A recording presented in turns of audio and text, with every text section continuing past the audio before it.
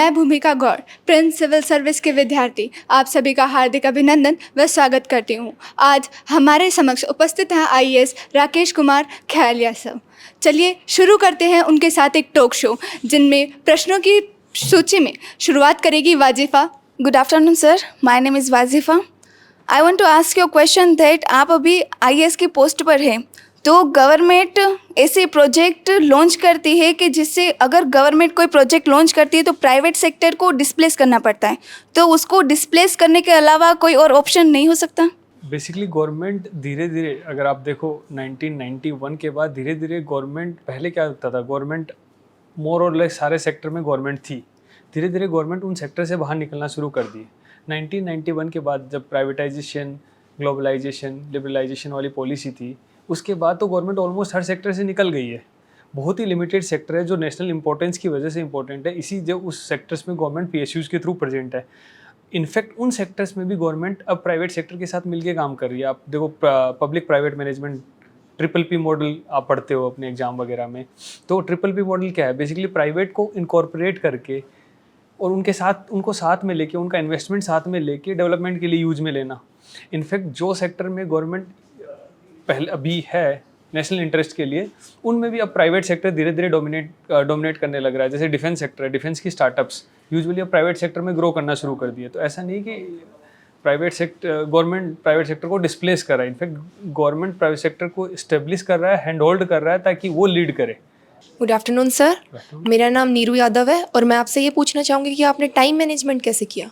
Basically time management इनसे सबसे पहले तो पता होना चाहिए कि हमें करना क्या है। एज इन मेरे को इतने टाइम में ये सिलेबस कवर करना है, एंड देन आप एक खुद का शेड्यूल बनाते हो, फिर धीरे धीरे इम्प्रोवाइज करना शुरू करते हो। लेट्स सपोज मैंने एक शेड्यूल बनाया कि मैं 8 घंटे पढ़ाई करना चाहता हूँ। 8 घंटे मैंने पढ़ाई की और पढ़ाई करके देखा उसमें इफेक्टिवली कितनी पढ़ाई हुई, 4 घंटे 5 घंटे कितनी इफेक्टिवली पढ़ाई हुई। देन मैंने खुद एनालाइज किया, शाम को बैठ के उसी को एनालाइज कर दिया कि आज मैंने 5 घंटे 7 घंटे जितने भी XYZ टाइम पढ़ाई की, तो कितने टाइम मैंने कहाँ टाइम बर्बाद किया। देन धीरे धीरे जहाँ टाइम बर्बाद होता है उसको कम करते जाओ और जिस पार्ट पे तुम्हें फोकस कराना है उसको बढ़ाते जाओ। बट एनालाइज करना बहुत ज़रूरी है। और time management in terms of कौन से सब्जेक्ट को कौन सा टाइम देना है, कितना टाइम देना है, कैसे देना है, वो यूजुअली डिपेंड करता है आपको कौन से सब्जेक्ट में कितना इंटरेस्ट है, आपको कौन सा सब्जेक्ट कितना आता है। तो उसी के अकॉर्डिंग वो इंडिविजुअल टू इंडिविजुअल डिपेंड करता है। जैसे ऑप्शनल सब्जेक्ट है, अब ऑब्वियसली ऑप्शनल सब्जेक्ट को ज़्यादा टाइम देना पड़ेगा। मेरे लिए इकोनॉमिक्स ऑप्शनल सब्जेक्ट था तो उसको ज़्यादा टाइम देना था कंपेरेटिव टू कि बाकी सब्जेक्ट के। तो वो इंडिविजुअल टू इंडिविजुअल डिपेंड करता है। और जिस सब्जेक्ट में आप ज़्यादा वीक हो, ऑब्वियसली उसको टाइम देने की ज़्यादा कोशिश करोगे। जिसमें आप स्ट्रॉन्ग हो उसको थोड़ा कम टाइम देने की कोशिश करोगे। तो वो अकॉर्डिंग टाइम वेरी हो जाता है। Good afternoon sir, my name is Palak. और सर जैसा कि आप जानते हैं, लोग कहते हैं रील और रियल लाइफ में काफ़ी ज़्यादा डिफरेंस होता है। ड्रीम्स वर्सेस रियलिटी एक बहुत बड़ा डिफरेंस है ये। तो जब आप एक एस्पिरेंट थे, जब आप एक आईएएस ऑफिसर नहीं बने थे, तो आपको कैसा आपने इमेजिन किया था कि एक आईएएस ऑफिसर की लाइफ कैसी होगी और रियलिटी में अब कैसी है? ऑब्वियसली रील और रियलिटी डिफरेंस तो होता है। जो हम सोचते हैं एज एन एस्पिरेंट, सोचते हैं आईएएस ऑफिसर ऐसा होगा वैसा होगा, बहुत सारी चीज़ें डिफरेंट होती भी हैं। बट तकरीबन जो जिस ड्रीम के साथ मैं आया था कि एटलीस्ट कुछ ऐसा करना है जिससे सोसाइटी में इम्पैक्ट हो, तो वो मिल जाता है आपको। हर एक काम आपका है ना, उसमें डायरेक्ट आप एक इंडिविजुअल की लाइफ को इम्पैक्ट करते हो, डायरेक्ट आप पब्लिक की लाइफ को इम्पैक्ट करते हो। तो वो ड्रीम और रियलिटी में मोर और लेस सेम है। बट वही मेरे को ये नहीं पता था कि इतना कम, मतलब टाइम, मैंने जो बोल रहे थे कि टाइम फैमिली के लिए वो टाइम देना, वो धीरे धीरे कम होता जा रहा है। वो मेरे को नहीं पता था कि पहले इतना कम टाइम हो जाता है, तो उतना टाइम नहीं निकाल पाते फैमिली के लिए। बट हाँ, रियलिटी में रील में आपको लगता है कि आईएएस ये बंगला, ये गाड़ी, ये नौकर, ये चाकर, बट इतना ज़्यादा कुछ नहीं होता है। रियलिटी उससे थोड़ी सी, मतलब इतनी अच्छी नहीं होती है जितनी रील में आपको दिखाते हैं। नमस्कार सर, मेरा नाम राघवेंद्र। सर, मैं जानना चाहता हूं कि यूपीएससी जर्नी में को करिकुलर एक्टिविटीज़ का क्या प्रभाव पड़ता है? बेसिकली को करिकुलर एक्टिविटीज़ क्या होता है कि आपके पर्सनैलिटी को डेवलप करती है। और वंस आपकी पर्सनैलिटी डेवलप होती है, वो डायरेक्ट आपको इम्पैक्ट करती है। आपको इम्पैक्ट करती है तो डेफिनेटली आपकी हर एक चीज़ को इम्पैक्ट करेगी, आपकी परफॉर्मेंस को इम्पैक्ट करेगी। और को curricular activities in general directly आप यूपीएससी के लिए डेफ फॉर्म होता है, तो डेफ में को करिकुलर एक्टिविटीज़ फिल की जाती है। तो उसमें अगर आपकी कोई को करिकुलर एक्टिविटीज़ होगी उसमें, तो वो आप फिल करोगे तो ऑब्वियसली अपनी हॉबीज़ की तरह दिखाओगे, और वो इम्पैक्ट इंटरव्यू पैनल में इम्पैक्ट क्रिएट करेगी आपकी को करिकुलर एक्टिविटी जैसी और कितना इंटरेस्ट आपने उसमें लिया है। तो वहाँ फिल करने के लिए भी ऑप्शन होगा और वो आगे परस्यू भी कर पाते हो। और इन जनरल को करिकुलर एक्टिविटीज़ में लोग क्या करते हैं, अपनी हॉबी को परस्यू करते हो, और हॉबी को परस्यू करना बेसिकली खुद को एक अच्छा फील कराना ही होता है ना, खुद के लिए ही काम करना होता है ना। तो curricular activity rather than UPSC oriented आपको खुद के लिए करनी चाहिए, ताकि आप अपनी हॉबी को परस्यू कर पाओ। नमस्कार सर, मेरा नाम सुमित है। सर मेरा ये क्वेश्चन है कि जो प्रीलिम्स का अपना एग्ज़ाम होता है उसमें सर मॉडर्न हिस्ट्री की वेटेज बहुत ज़्यादा होती है, और मॉडर्न हिस्ट्री में सर फैक्ट और फिगर बहुत ज़्यादा है, तो सर उनके रिवीजन का पैटर्न कैसे रहेगा और आपका क्या था sir pattern? Basically modern history में मोर और लेस मतलब सारी चीज़ें दी, मतलब ऐसा होता है कि कोई ईयर गैप नहीं होता है, तो सारी चीज़ टाइम के अकॉर्डिंग दी होती है। इस टाइम ये हुआ, नेक्स्ट स्टेप ये हुआ। तो अगर आप उसी सब्जेक्ट को थोड़ा सा रियलिटी में लेके देखोगे, कि आप उस टाइम जोन में जाके देखोगे, कि सोचो, अपने माइंड में सोच लो कि उस टाइम में ऐसा सीन था, तो उसके बाद ये इंडिविजुअल ऐसा था, ये इंडिविजुअल ऐसा था, इन्होंने ब्रिटिश गवर्नमेंट ने ये किया था, तो हमारा रिस्पॉन्स ये था। तो आप उस टाइम स्टैम्प पे जाके सोचोगे, उस टाइम जोन में जाके सोचोगे कि इन्होंने इसके रिस्पॉन्स में ये किया, इस ईयर में किया, इसका रिजल्ट ये रहा। तो चीज़ों को लिंक करके पढ़ोगे ना, तो वो एक तरह से कॉन्सेप्ट की तरह लगेगी। अगर आप उसको इंडिविजुअल एज ए चीज़ देखोगे ना, कि 1920 का एक इवेंट, 1925 का इवेंट, बट उस तब आपको याद भी नहीं होगा। लेकिन 1920 का इवेंट किस तरह 1925 के इवेंट से लिंक था, 1942 के इवेंट से लिंक था, तब आपको पता चलेगा कि हर चीज़ जो होती है ना हिस्ट्री की, वो एक चैन से लिंक्ड है। मतलब इस इवेंट का डायरेक्ट असर हुआ, इसकी वजह से दूसरा इवेंट हुआ, इस इवेंट की वजह से ये इवेंट हुआ, ये इंडिविजुअल का कैरेक्टर ऐसा था, इंडिविजुअल ऐसा टाइप का था, तो ये किसी भी XYZ रिवोल्यूशन में पार्टिसिपेट किया, आंदोलन में पार्टिसिपेट किया, तो उस आंदोलन का कैरेक्टर कैसा होगा। तो ये सारी चीज़ें लिंक करनी होती है। अगर एक बार चीज़ें लिंक हो जाएंगी, देन आपको ईयर भी याद हो जाएंगे, ध्यान भी रहेगा, हर चीज़ याद भी हो जाएगी। नमस्कार सर, मेरा नाम अमित कुमार डोडी है। मेरा प्रश्न आपसे ये रहेगा कि सर अंग्रेजी मध्य और हिंदी मध्य में, अंग्रेजी मध्य में ज़्यादा सिलेक्शन होते हैं बजाय हिंदी में दिए उनके, तो सर इसमें आपकी क्या राय है? यूजुअली जब इंग्लिश मीडियम और हिंदी मीडियम हम कंपेयर करें, तो नंबर ऑफ स्टूडेंट जितने अपीयर होते हैं इंग्लिश मीडियम में, रेशियो देखो तो इंग्लिश मीडियम में बहुत ज़्यादा अपीयर होते हैं। तो अगर जहाँ ज़्यादा अपीयर होंगे तो डेफिनेट सी बात है, सिलेक्शन की नंबर ऑफ सिलेक्शन उसके ज़्यादा होंगे। ऑल दो परसेंटेज सिलेक्शन दोनों में हो सकता है बराबर हो, बट इंग्लिश में ज़्यादा अपीयर होते हैं। एज सच यूपीएससी कभी डिफ्रेंशिएट नहीं करता English medium Hindi medium. UPSC के लिए तो दोनों स्टूडेंट हैं, तो दोनों में कभी डिफ्रेंशिएट नहीं करता। हाँ, इंग्लिश मीडियम में पहले सोर्सेज बहुत ज़्यादा अवेलेबल थे, क्योंकि लोग ज़्यादा अपीयर होते थे, तो कोचिंग्स भी अच्छी ज़्यादा थी, मतलब बुक्स भी वगैरह भी बहुत ज़्यादा थे। बट आजकल हिंदी मीडियम में बहुत ज़्यादा स्टूडेंट अपीयर होने लगे, तो मटेरियल सारा का सारा हिंदी में मिल जाता है। तो एज सच यूपीएससी कभी डिफ्रेंशिएट नहीं करता। Good afternoon sir, my self Saraswati. Sir मेरा क्वेश्चन आपसे यह था कि बेसिकली जो हमें टीचर्स क्वेश्चन देते हैं आंसर राइटिंग के लिए, वो हम अच्छे से कर पाते हैं, बट उसमें ऐसे वर्ड्स नहीं होते जो टॉपर्स की कॉपी में होते, तो हम अपने वर्ड्स को कैसे इम्प्रूव करें? बेसिकली क्या होता है कि जब आप नोट्स बनाते हो ना, जब किसी टॉपिक के नोट्स बुक्स पढ़ते हो, उसी के बेसिस पे आप नोट्स बनाते हो। तो बुक्स पढ़ते हो तब उस टॉपिक स्पेसिफिक कुछ वर्ड्स होते हैं, जो उस टॉपिक स्पेसिफिक वर्ड्स होते हैं, वो कीवर्ड्स आप नोट्स के साथ ही लिख लिया करो। बार बार उन्हीं नोट्स को रिवाइज करोगे तो वो कीवर्ड्स भी याद होने लग जाएंगे। और धीरे धीरे जैसे न्यूज़पेपर पढ़ते हैं, तो कीवर्ड्स जहाँ पे भी आपको पकड़ में आए तो वहाँ उठा के आप डाल लो अपने नोट्स में। बजट आएगा, जैसे अभी रिसेंटली बजट आएगा या इकोनॉमिक सर्वे आएगा, आपने कुछ ऐसा अच्छा टर्म देखा तो उठा के अपने नोट्स में डाल दिया। नमस्कार सर, मेरा नाम शीतल है। मेरा आपसे ये क्वेश्चन था कि न्यूज़पेपर पढ़ते समय हमें कौन कौन से ऐसे कंटेंट हैं जो यूपीएससी से कनेक्ट करते हैं? बेसिकली आप जब सिलेबस देखोगे ना, सिलेबस से जो लिंक होता हुआ, जो भी XYZ सिलेबस से लिंक होता हुआ टॉपिक है, वो यूपीएससी के हिसाब से इम्पोर्टेंट है। कोई ऐसा ईयर मार्क नहीं है कि ये न्यूज़पेपर में ये 10 न्यूज़ इंपॉर्टेंट है, 12 न्यूज़ इंपॉर्टेंट है। वही इंपॉर्टेंट है जो यूपीएससी के सिलेबस से XYZ तरीके से लिंक हो रहा है, किसी भी तरीके से लिंक हो रहा है। तो अगर आप देखो कि अगर ये न्यूज़ किसी में सिलेबस के किसी पॉइंट से लिंक कर पा रही हूँ, सिलेबस के किसी टॉपिक से लिंक हो पा रहा है, देन वो इम्पोर्टेंट हो गया।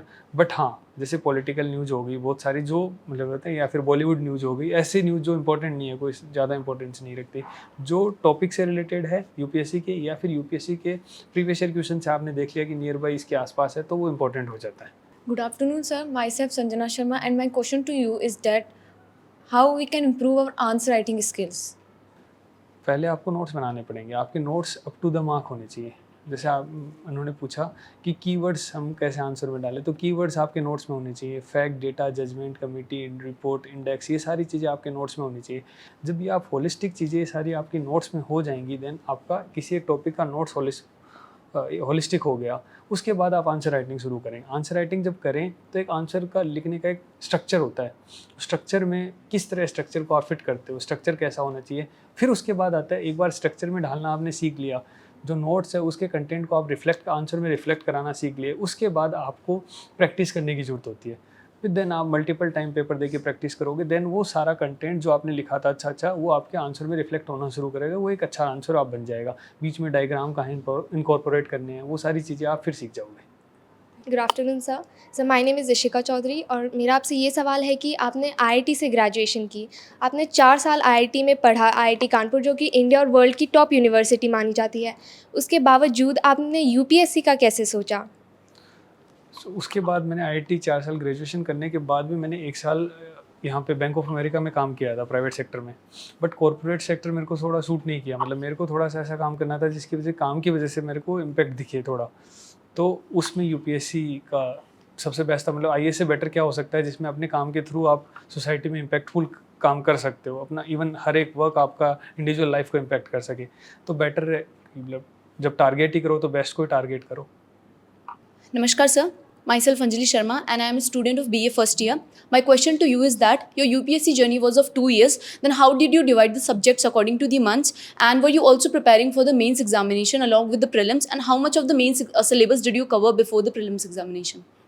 सो बेसिकली यूपीएससी में सबसे पहले जो आई थिंक मेरे हिसाब से जो अप्रोप्रिएट स्ट्रेटजी वो होती है कि सबसे पहले हम टारगेट करने हैं, जब यूपीएससी स्टार्ट करते हैं ना तैयारी, तो सबसे पहले टारगेट शुरू करते हैं मेंस के अकॉर्डिंग, क्योंकि मेंस ऐसा है कि जो मतलब सारे टॉपिक ऐसे हैं जो कंसेप्चुअल अंडरस्टैंडिंग के पॉइंट ऑफ व्यू से इंपॉर्टेंट है, तो वो सारे के सारे टॉपिक पहले हमें मेंस के हिसाब से कवर करने होते हैं।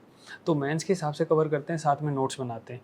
तो यूजुअली अगर अभी आप जून जुलाई में स्टार्ट करते हैं तो टारगेट यूजुअली ये होता है कि by the end of December आपका ऑप्शनल सब्जेक्ट एक बार कवर हो जाए, मेजर 70% मेंस का पोर्शन कवर हो जाए, देन आप प्रीलिम्स स्पेसिफिक हो जाते हो, देन प्रीलिम्स क्लियर हो जाता है, देन आप फिर मेंस के पोर्शन पे जंप करते हो। तो इस तरह यूजुअली डिवाइड होता है, but timing according to the subject वो बहुत स्पेसिफिक हो जाएगा, वो इंडिविजुअल स्पेसिफिक है। अगर मैं बोल लूँ कि मेरे को जैसे हिस्ट्री बहुत वीक मतलब मेरा हिस्ट्री वाला पोर्शन बहुत वीक था तो मैं उसको ज़्यादा टाइम देता था। वो किसी और इंडिविजुअल के लिए हो सकता है कि कोई और सब्जेक्ट, किसी के लिए इकोनॉमिक्स वीक हो तो वो इकोनॉमिक्स को थोड़ा ज़्यादा टाइम देना पड़ता होगा। वो इंडिविजुअल टू इंडिविजुअल डिपेंड है, बट टारगेट ये करना चाहिए कि आपका 70 to 75% इनिशियली जो मेंस वाला पोर्शन है वो कवर हो जाए by the end of December, और आपका ऑप्शन भी कंप्लीट हो जाए, नोट्स वगैरह सब रेडी हो जाए। कंप्लीट होने का सेंस है मतलब एक बार। Good afternoon sir, this side Cherry. मेरा सवाल आपसे ये है कि आईएएस बनने से पहले और आईएएस बनने के बाद आपकी पर्सनालिटीज़ में क्या क्या चेंजेस आए हैं? अब बनने से पहले और बाद में चेंजेस, एक तो मैं भी कॉन्फिडेंट हो गया हूँ थोड़ा मतलब एक सक्सेस आपको मिल जाती है तो डेफिनेटली आप कॉन्फिडेंट होते हो। मतलब मैं भी माइक लेके बोलता था, हिचकिचाता था, तो आजकल हिचकिचाना बंद कर दिया हूँ, एटलीस्ट वो कॉन्फिडेंस आ गया है। दूसरा मेन सबसे इम्पोर्टेंट चीज़ है कि आप किसी ड्रीम को अचीव करना चाहते हो, वो मिल गई है और आप उस पाथ पे चल पड़े हो, और जिसमें आप थोड़ा काम करते हो वो पब्लिक डीलिंग वाला है, तो मैं थोड़ा काम और कंपोज्ड हो गया हूँ। मतलब पेशेंस लेवल धीरे धीरे बढ़ता जा रहा है। Thank you sir. Good afternoon sir. आपने जैसे बताया कि आपका ऑप्शनल इकोनॉमिक्स था, तो इकोनॉमिक्स में अधिकतर पोर्शन अपना करंट अफेयर से रिलेटेड रहता है, तो उसकी तैयारी आपने कैसे करी? सो इकोनॉमिक्स में अधिकतर पोर्शन करंट से होता है। अगर आप डील करते हो ओनली जीएस स्पेसिफिक बात करते हो तो करंट से ज़्यादा होता है, बट आप ऑप्शनल की बात करो तो first paper completely theory based होता है, सेकंड पेपर करंट डीलिंग होता है, बट करंट वाला पोर्शन थोड़ा लिमिटेड ही होता है। तो अगर आपको कॉन्सेप्ट अच्छे से पता है देन करंट वाला पोर्शन डील करने में आपको टाइम नहीं लगेगा। तो करंट डील करने के लिए यूजुअली होता है कि आपका बजट, इकोनॉमिक सर्वे और न्यूज़पेपर, ये 3 मेजर सोर्स होते हैं जो करंट वाला इकोनॉमिक्स कवर कर देते हैं। तो कॉन्सेप्ट आपके पहले से ही पढ़े होते हैं इकोनॉमिक्स में, देन उन कॉन्सेप्ट के बेसिस पे आप करंट वाला पोर्शन कवर करते हो इन तीनों, budget, economic survey as well as your newspaper और करंट अफेयर के थ्रू। गुड आफ्टरनून सर, मेरा नाम गोविंद सिंह सांकला है। यूपीएससी में कितने घंटे पढ़ने चाहिए? ऐसे गोविंद कोई फिक्स टाइम नहीं है, तुम 2 घंटे भी पढ़ के हो सकता है निकाल दो, तो हो सकता है कि 10 घंटे पढ़ने के बाद हो सकता है कि ना निकले।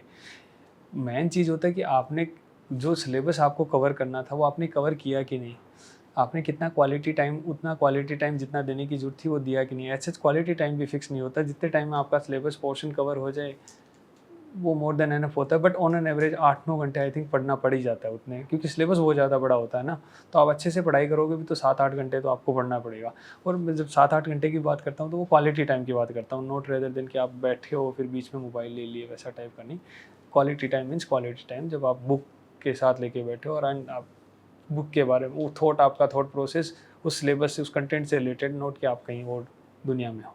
नमस्कार सर, मेरा नाम नेहा पूनिया है और मेरा आपसे ये सवाल है कि जब आपके रिश्तेदार या आपके कोई फ्रेंड्स आपको डिमोटिवेट करते थे तब आप उस डिमोटिवेशन से कैसे मूव ऑन करते थे? सबसे पहले बात तो उनके बोलने से फ़र्क क्या पड़ता है, मतलब क्या आप में कोई चेंजेस हो रहे हैं, मतलब कुछ इम्पैक्ट क्रिएट हो रहा है, नहीं हो रहा, तो इग्नोर मारो उनको। मतलब या तो मिलो ही मत ना उनसे, जो आपको नेगेटिव बात ही करे उनसे क्यों मिलना। हाँ, कई बार क्या होता है कि वो हो सकता है कि आपको उनकी बात नेगेटिव लगे लेकिन वो आपको हार्शल रियलिटी को भी फेस करवा रहे हैं। तो अगर आपको लगे कि उनकी बात में कुछ पॉइंट है, ऐसा पॉइंट है जो आपको आपकी जो टारगेट है उसको अचीव करने में हेल्प कर रहा है, तो उनकी सुनो, अदरवाइज सुनो ही मत। ऐसे एटलीस्ट सराउंडिंग अपना ऐसा क्रिएट रखो जो आपके फायदे, मतलब जो नेगेटिव भी बोले तो आपके फ़ायदे के हिसाब से बोले, या आपको सराउंडिंग ऐसा रखना चाहिए वो पॉजिटिव माहौल क्रिएट करके रखे। तब भी आपके लो फेजेस वाला टाइम आए ना आपका, जब आपको फेलियर देखना पड़े, तब आपको एटलीस्ट अपलिफ्ट करने का काम करे वो। नमस्कार सर, मेरा नाम विष्णु तंवर है। मेरा सर आपसे ये प्रश्न रहेगा कि जैसे कि यूपीएससी में इतने सारे सब्जेक्ट होते हैं, तो सर हमें ना जी किन विषयों को प्रायोरिटी, प्राथमिकता देनी चाहिए थी कि हमारे सिलेक्शन की दर और बढ़ जाए? मतलब वो भी डिपेंड करता है कि आप के जैसे प्रीलिम्स के पॉइंट ऑफ व्यू से देखो तो प्रीलिम्स के पॉइंट ऑफ व्यू से पॉलिटी, इकोनॉमी है, मॉडर्न हिस्ट्री, इन्वायरमेंट, ये पोर्शन इंपॉर्टेंट हो जाते हैं। वो वहीं मेंस के पॉइंट ऑफ व्यू से जाओ, वो भी पेपर वाइज डिफर हो जाते हैं। तो पेपर 1 में हिस्ट्री, वर्ल्ड हिस्ट्री इतना ज़्यादा इंपॉर्टेंट नहीं रहता, सोशल इशू इंपॉर्टेंट बन जाता है। पेपर 2 में IR, पॉलिटी, IR और सोशल जस्टिस इंपॉर्टेंट हो जाता है। पेपर 3 में इकोनॉमी इंपॉर्टेंट हो जाती है। पेपर 4 तो प्योरली एथिक्स ही है, पेपर 3 में और ये भी इंपॉर्टेंट हो, साइंस एंड टेक का एप्लीकेशन वाला साइड इंपॉर्टेंट हो जाता है। वो आप PYQ देख के ही समझ जाओगे PYQ का किस पोर्शन से ज़्यादा आ रहा है PYQ और किस टाइप के PYQ आ रहे हैं। अब पोर्शन में भी होता है, स्टैटिक पोर्शन से ज़्यादा आ रहा है, करंट पोर्शन से ज़्यादा आ रहा है। जैसे इन्वायरमेंट की बात करें तो करंट पोर्शन ज़्यादा आता है, तो इन्वायरमेंट में करंट पे फोकस करना है। तो आप एक बार PYQ और सिलेबस देखोगे तो तब आपको इजीली आप एनालाइज कर पाओगे। पिछले 5-7 साल के पेपर आप देख लोगे ना, तो उससे क्लियरली आपको इंडिकेशन मिल जाएगा कि कौन सा सब्जेक्ट इंपॉर्टेंट, कौन सा नहीं। अगर आपको क्लियर करना है, मेंस क्लियर करना है, तो आपको हर सब्जेक्ट को कवर तो करना ही है, बट टाइम किसको ज़्यादा देना है वो आप उसके अकॉर्डिंग देख सकते हैं। बट कवर आपको ऑलमोस्ट हर सब्जेक्ट करना पड़ेगा। Thank you sir. Thank you, it was nice interactive with you all. Thank you.